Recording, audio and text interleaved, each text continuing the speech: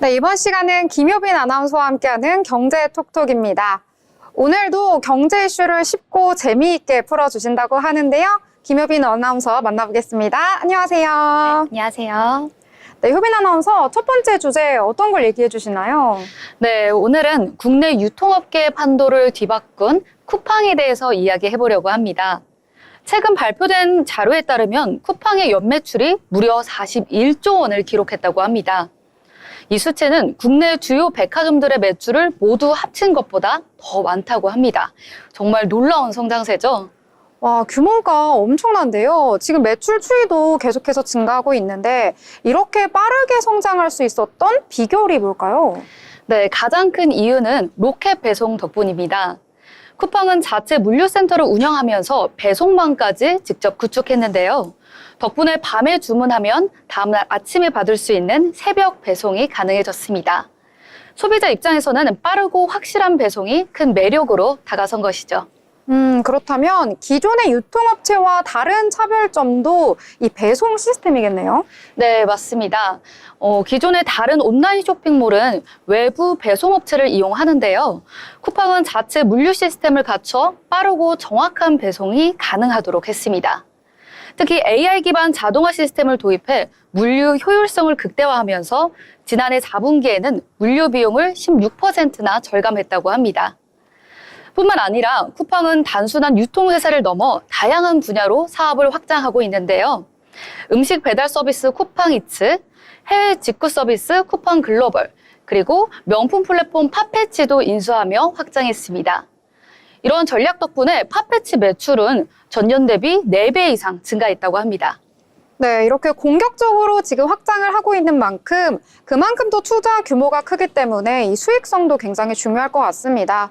자, 그런데 듣기로는 쿠팡이 적자다라는 얘기도 들리던데 이 부분은 어떤가요? 네, 쿠팡이 그동안 공격적인 투자를 계속해 오면서 적자를 감수해 왔는데요. 하지만 최근에는 수익성 개선에도 속도를 내고 있습니다. 지난해 4분기 기준으로는 흑자 전환에 성공했는데요. 연간으로 보면 아직 적자가 남아있지만 비용을 절감하면서 손실을 줄여가고 있다고 합니다. 그렇다면 앞으로의 성장 가능성이 어느 정도 될지 이 부분도 궁금한데 이 부분은 어떻게 좀 조사가 되었나요? 네, 쿠팡은 앞으로도 물류 자동화를 강화하고 해외 시장 공략에 집중할 계획이라고 합니다. 특히 대만 시장에서는 로켓 배송과 쿠팡 이츠를 앞세워 빠르게 성장하고 있고 미국에서도 점진적으로 영역을 넓혀가고 있습니다.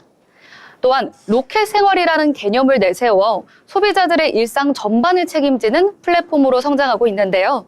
식품, 가전, 의류뿐만 아니라 최근에는 보험 상품과 여행 서비스까지 제공하고 있습니다. 이 전략이 성공한다면 쿠팡은 단순한 유통업체가 아니라 우리 생활 전반을 아우르는 종합 플랫폼으로 자리 잡게 될 것 같습니다. 네, 종합 플랫폼이라 이제는 쿠팡이 우리 생활 속에서 정말 빠질 수 없는 존재가 되어가고 있는 것 같습니다. 앞으로의 쿠팡도 지켜보도록 하겠습니다. 자, 그러면 두 번째 주제로 넘어가 보도록 하겠습니다. 자, 요즘의 AI 기술 정말 빠르다, 정말 빠르게 발전을 하고 있습니다. 자, 그런데 이제 AI가요, 우리의 정신 건강까지 돌봐준다는 이야기가 나오고 있는데요. 이거는 좀 믿기가 어려운 내용인 것 같은데 이게 정말 가능한 걸까요? 네, 맞습니다. AI가 정신 건강을 관리해주는 시대가 점점 다가오고 있는데요. 특히 AI가 우울증을 조기에 진단하는 기술이 주목받고 있습니다. 예를 들어 국내 연구진이 개발 중인 침방울 분석 기술은 우울증 환자의 침 속 특정 단백질 수치를 분석해 조기에 우울증을 예측할 수 있다고 합니다. 이 건강검진할 때 굉장히 복잡하잖아요. 근데 침 한 방울로 건강을 체크할 수 있다고 하니까 너무 신기한데요? 네, 맞습니다. 그리고 또 스트레스 호르몬인 코르티솔 수치를 분석해서 환자의 스트레스 반응을 연구하는 연구도 진행 중입니다. 이런 기술이 발전하면 병원에 가지 않고도 간단한 검사만으로 정신 건강을 관리할 수 있게 됩니다. 그렇군요. 그러면 이 AI는 이 검진만 하는 건가요? 아니면 상담까지 할 수 있는 건가요? 네, 지금은 상담까지 이제 개발 중입니다.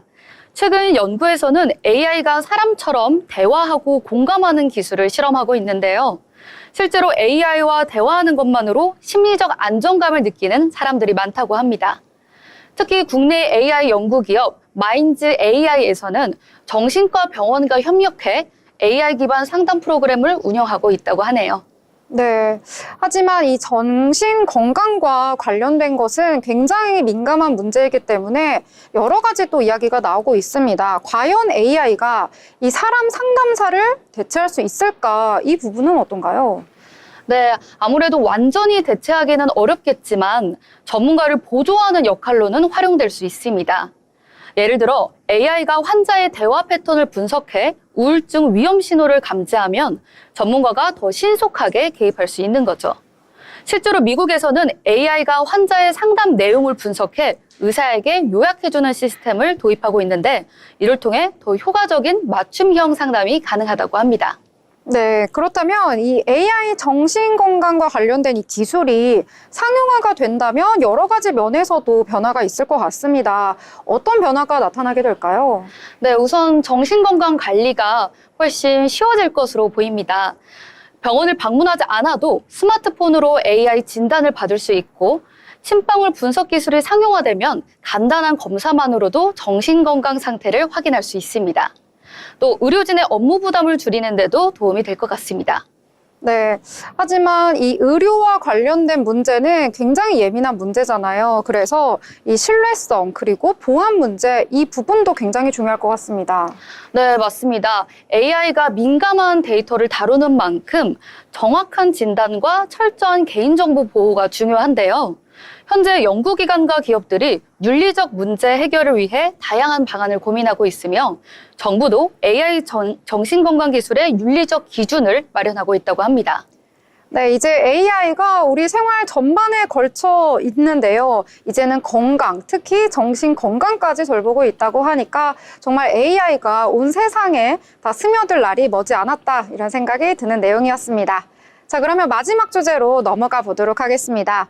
이 국내 1위 메신저 카카오톡이죠. 이 젊은 층들이 계속해서 이탈을 하고 있어서 최대 고민거리다라는 말이 나오는데요. 이 최근에는 대학생들을 겨냥한 새로운 커뮤니티를 선보였다고 합니다. 자세한 소식 전해주시죠. 네, 카카오는 1020 세대의 체류 시간을 늘리기 위해서 카카오톡 내에 대학생 전용 커뮤니티를 신설했습니다. 학교라는 새로운 탭을 추가하고 각 대학별로 대학생활 정보 나눔 코너를 만들었는데요. 여기서 같은 학교 학생들끼리 익명으로 대화할 수 있습니다. 굉장히 흥미로운데요. 자, 그러면 모든 대학생들이 다 이용을 할 수 있는 건가요? 그건 아니고 입장하려면 학교 이메일 인증을 해야 되거나 아니면은 카카오톡 학생증 발급이 필요합니다. 현재 서강대, 고려대 등 30개의 대학을 대상으로 시범 운영 중인데요. 추후 더 많은 대학으로 확대할 계획이라고 합니다. 네, 카카오톡 지금도 굉장히 잘 나가는데요. 왜 굳이 이런 서비스를 만들었을까? 이 부분이 궁금해요. 네, 최근 10대, 20대들 사용자들이 인스타그램이나 틱톡 같은 다른 소셜미디어로 이동하면서 카카오톡 이용 시간이 줄어들고 있다고 합니다.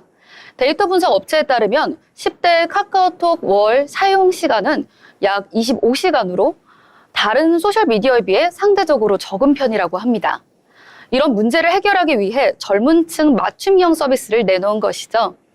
특히 기존의 대학생 필수 앱으로 자리 잡은 에브리타임처럼 커뮤니티 기능을 강화하면서 학생들의 체류 시간을 늘리려는 전략으로 보입니다. 네, 그렇다면 이 서비스 과연 어떤 영향을 미칠지 이 부분도 한번 분석해 주시죠. 네, 카카오톡은 대학생 맞춤형 커뮤니티를 통해 1020 사용자들의 활동성을 높이고 카카오톡 내 체류 시간을 증가시키는 것을 목표로 하고 있습니다. 또 카카오 관계자는 톡 학생증과 디지털 카드 인증을 기반으로 이용자 특성에 맞춘 커뮤니티를 지속적으로 발전시킬 계획이라고 밝혔습니다. 네, 카카오톡이 다시 젊은 층의 인기를 받을 수 있을지 흥미로운 내용 함께 전해주셨습니다. 자, 오늘도 흥미로운 이야기 감사합니다. 김효빈 아나운서와 함께했습니다. 감사합니다.